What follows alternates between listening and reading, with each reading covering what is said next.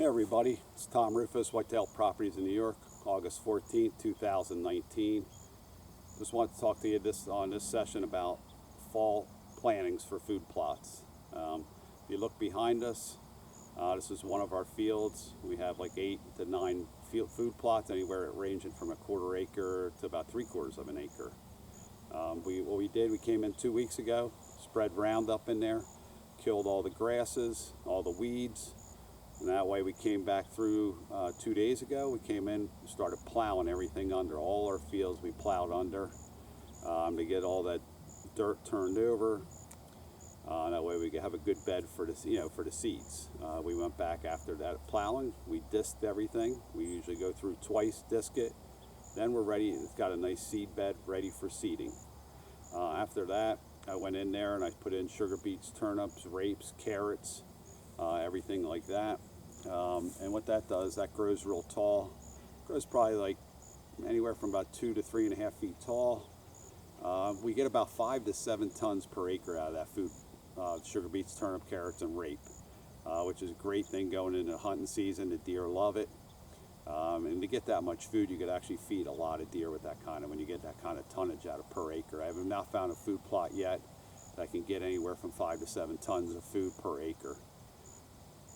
So we did that, and after we did that, we put the sugar beets, turnips, and rape in. We came back in after with the machinery. We actually started planting, I think, a forage oats this year. We're trying. It's actually, the sugar beets and turnips are going to grow faster than the forage oats. So the deer are going to hit all the sugar beets and turnips. But in the meantime, while that's all happening, the forage oats is growing up from underneath. And that's going to protect that forage oats. So that way we'll get at least a month or 2 into it. The deer will, as we get into the hunting season, sugar beets and turnips will be getting all eaten down slowly, and then underneath of it we're going to have all that forage oats, which is going to be the only thing that's going to be green going into the hunting season. It's a great new little addition for us this year. Definitely going to work. It's going to bring a lot of protein to the deer actually too, which is great for the fawns, the does, and even the bucks. You also see a new little addition we put around this year. We put switchgrass around our food plots. All before we were putting an annual in Egyptian wheat, sunflowers, and stuff like that to give us a barrier between the deer, so the deer can't see us or they can't see other deer. The only problem with that is it was getting very costly for us and a lot of labor. We would do it every year.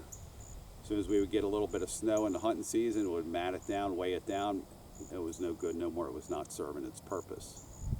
So we went back in. Now I found a new thing called switchgrass. We have our own blend. A lot of people use cave and a rock switchgrass, which we found that does not grow as tall as this, not as strong, not as thick as this, and it doesn't withstand the winters. The blend we're using, going to grow probably 6 to 7 feet tall, maybe even a little taller. Very thick. It can withstand the winters up in north. And that's what you need when you got the heavy snow. It's got to withstand that and still be standing to give us that barrier, so the deer cannot see us. When we're coming out of the cabins or we're traveling from stand to stand, they don't see us. And the biggest stress on deer, actually, believe it or not, is deer. It's not human beings, it's deer.